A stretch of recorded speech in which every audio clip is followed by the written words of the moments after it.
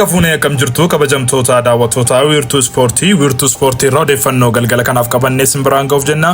Haga xumura qophii keenyaatti nu waliin turaa jecha odeeffannoo biyya keessaan yoo eegallu.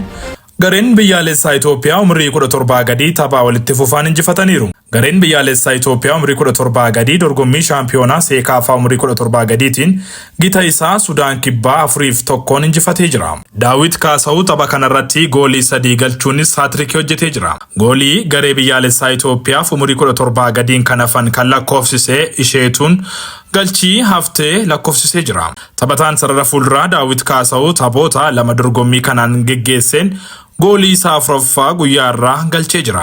Gareen biyyaalessaa Itoophiyaa umrii 17 gadii qabxii waliigalaa 6 dursaas jira jedhame. Gareen kun leenjisaa Benjaamin Ziimeriin kan durfamu jimaata waaree booda sa'aatii 10 irratti tapha sadaffaa garee gita isaa Somaaliyaa waliin ni taphata jedhameera.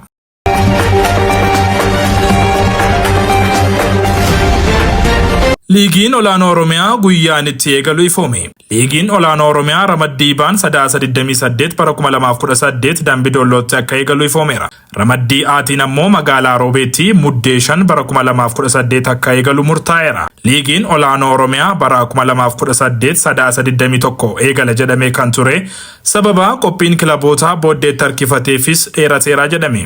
Ramaddii baan Dambidollootti Sadaasa 28 ramaddii aan ammoo muddee 5 magaalaa Roobeetti ni eegala jedhame.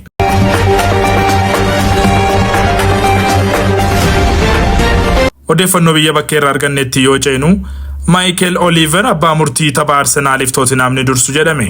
Tapha darbii kaaba London dilbata Arsenaalii fi Tottenham gidduutti taphatamu irratti abbaan murtii ifoomee jira. Michael Oliver tapha Stadiumii Emirates irratti taphatamu irratti abbaa murtii ta'uunis gabaafameera. Michael Oliver erga Lewis Skelly'n bara darbee Wolves waliin taphateen kaardii diimaatiin dirree irraa ari'ee booda abbaa murtii Arsenaal ta'uun jalqabaatee taphachiisuuf jira jedhame. Lewis Skelly'n yeroo sanatti Michael Oliverin kaardii diimaan kan argate yoo ta'u uggurrisaas qorannoo booda karraa ka'u ta'ee jira. Taphni eegamaan darbii kaaba London dilbata galgala sa'aatii 1:00 irratti ni jalqaba.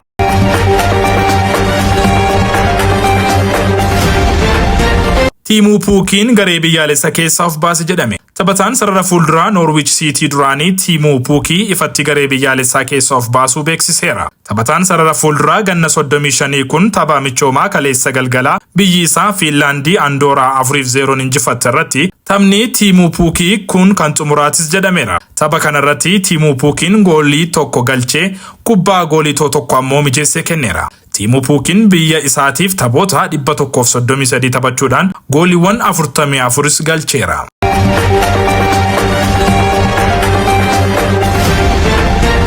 Odeeffannoo keenya xumuraatiin guyyaan Jack Paulii fi Anthony Joshuaan itti wal morkatan ifoome. Dorgommii buunyaa hawwii guddaan eegamuun Anthony Joshua fi Jack Paul guyyaan isaan itti wal morkatan muddee 19 akka ta'e ifoome. Dorgommiin kun Miyaamitti akka ta'es ibsameera. Miidiyaa hawaasaa irratti beekamtii guddaa kan qabu Jack Paul Gervonta Davis waliin morkachuuf yaadus dorgommiin kun haqamuu isaatiin shaampiyoonaa addunyaa duraanii Anthony Joshua waliin morkachuuf jira. Jack Paul dorgommii buunyaa 13 keessaa 12 kan injifate yoo ta'u isaan keessaa 7 marsaa xumuraa dursee injifateera. Anthony Joshua ammoo dorgommiiwwan adeemsise 32 keessaa 28 kan injifate yoo ta'u 28 marsaa xumuraa dursee injifate jedhame. Egaan kabajamtoota wiirtuu ispoortii oduun galgala kanaaf qabanne kan hangammaatti daawwattanidha. YouTube keenya subscribe, share, like gochaa odeeffannoowwan hafan waliin turtii gaarii.